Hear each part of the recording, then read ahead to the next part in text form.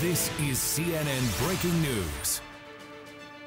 Good evening, everyone. Thank you for joining us. I'm Don Lemon. Right now, so much of the world is just in shock and disbelief, trying to process what has happened today and make some sense of this gigantic loss. Here's what we know right now, and even though it has been several hours, it is still stunning to say the words that Kobe Bryant, the legendary NBA star, is dead tonight. His adorable 13-year-old daughter, Gianna, known as Gigi, also dead tonight. 7 other people, a baseball coach, a pilot, all dead. The helicopter they were traveling in crashed outside of Los Angeles. No word yet on why it crashed, but it went down and it caught fire on a hillside in Calabasas, California, about 30 miles outside of Los Angeles. Everyone on board was on their way to Thousand Oaks, California. They were on their way to a youth basketball game at the Mamba Sports Academy. That is the training center opened by Kobe Bryant for young athletes. It opened just a year ago. I want you to take a look now. This is the Staples Center in Los Angeles, where people have been gathering there all afternoon, just not wanting to stay home. They are paying tribute, and they are being with other fans of Kobe Bryant at the place where he played most of his home games in the 20 years with the LA Lakers. I'm going to take you there live in just a minute. We have so much to report to you about this tragic story. There's no possible way to even show you even a fraction of the tributes that are being shared memories and heartfelt personal reflections about Kobe Bryant that are flooding social media sites right now.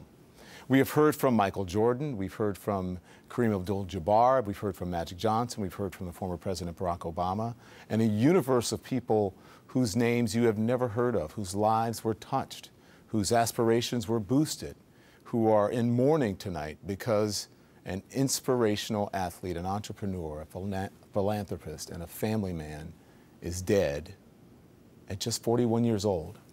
Talking about Kobe Bryant. And we have new information now about the weather at the time of this crash. I want to get straight to Calabasas, California now, and CNN's Nick Watt. Nick, hello to you. You have been covering this story now. You're at the scene, and please tell us what officials are saying about the conditions there. Well, you know, so far, Don, officials have said very little about the potential cause of the crash. You know, those 18 people from the NTSB are still in the air flying west. They'll land here late tonight. But the weather will clearly, Don, be a focus of this investigation. Now, we have heard from CNN's meteorologists that the humidity in that air this morning was maybe 100%. So that air would have been like soup.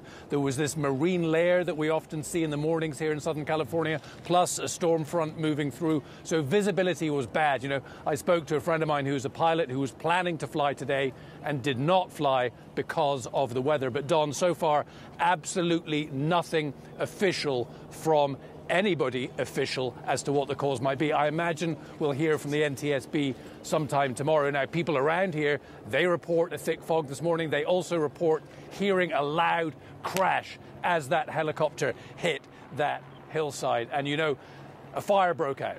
That was the first thing that first responders had to deal with. They had to contain this brush fire before securing the scene so that investigators can try to figure out what went on. Listen, they're going to look into the safety record of this particular helicopter, this particular model. They're going to look into the pilot's background. They're going to look at that course. They're going to analyze any radio traffic. But weather would right now appear, Don, to be the focus of where they will be looking forward to try and figure this out. But right now, LA just aghast, speechless. One radio sports announcer I heard this morning said, this is going to be like JFK. You will remember where you were when Kobe Bryant died.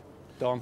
When I got the, someone texted me, actually a very famous director and producer texted me and said, I cannot believe it. Got the first indication from TMZ and said, Don, please tell me, because TMZ is reporting it, does that absolutely mean it's true? And I said I hadn't heard about it. But as I'm looking over my notes here and over the initial reports, Nick, the initial report came in as a brush fire. Is that so? Well, I am not sure about that, but that was certainly the initial thing that they had to respond to. And just going back to what you were texted there, one young girl came up to me about an hour ago and said, have they actually found Kobe's body? Is there still hope? Have they actually found his body yet? Real disbelief. Listen, This guy transcended basketball, he transcended sport, and particularly here in LA, he was much loved partly because of events like the one he was going to today at the Mamba Academy, to a tournament. I've spoken to a number of parents who were there waiting for Kobe and his daughter Gigi for their game that was supposed to be happening at noon. When the news broke in that gymnasium, there were audible screams. There were then kids who got down on one knee and prayed. Don? Yeah, Nick, I just spoke to a father in Los Angeles who had to coach his daughter's basketball team today, and he said the mood was definitely somber at his daughter's gym and the basketball team there.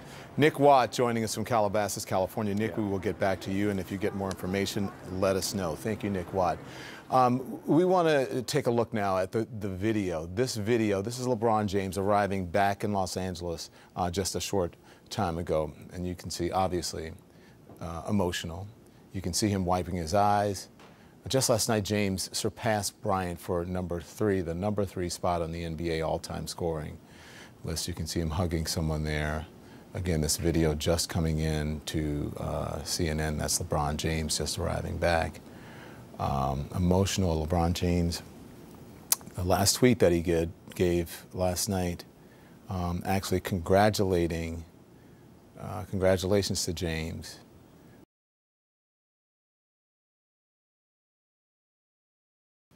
You're looking at live pictures now from the Staples Center, outside the Staples Center in Los Angeles, and you can see there is a makeshift memorial and a tribute to Kobe Bryant. And I can't believe these words are coming out of my mouth. The late, and I'll add to that, great, legendary Kobe Bryant. Fans gathering outside the Staples Center, and you can see the candles there lighted in honor of Kobe Bryant and his daughter and all the folks who were on that helicopter, that doomed flight with Kobe. And that's where we'll find CNN's Paul Verkaman there. He joins us now. What are you hearing from those fans, Paul? One of the first things that we heard is fan after fan had told us that they wished this was some sort of a joke, a mistake, an inaccuracy, just something on the internet that was wrong, that they just couldn't believe that Kobe had passed. But then once they got confirmation that he indeed had died, they wanted to come down here and share a moment with fellow Laker fans and honor Kobe Bryant. And two of them are here, cousins, Michelle and Ben. Tell us about what's going through your mind right now as you reflect on Kobe Bryant. My heart is so heavy. I don't think, Mamba. I still feel so surreal. Just thinking about when we went to his final game to this moment and just knowing that he's gone, it's just so hard for us to kind of comprehend. And our family has been such Laker fans, and it's brought us together, just watching games together, and just how inspirational Kobe has been for us. So it's really hard right now. So by that final game, the 60 points that he scored, that was astounding, you know, late in his career against the Jazz. Now I want to ask you, Ben, why does he seem to transcend basketball for so many people in LA? Well, you know what? He means a lot more than just basketball. What he does on and off the court, that's just something that he's always done. He's such a great motivational speaker. Just the things that he does off the court with the things he's doing with his daughter and just what's going on and how the tragedy's been taking place this morning. It feels like it's really a dream. It feels like it's like a nightmare that's been taking place here. So I feel like the best thing that we could do is just come out and support with other people and just cherish some of the memories that he has. Well said. I thank both of you for taking time out. That's the feeling down here. They're absolutely shocked, and Don, they are completely heartbroken over the loss of Kobe Bryant. Back to you. Paul Verkaman. Paul, thank you very much.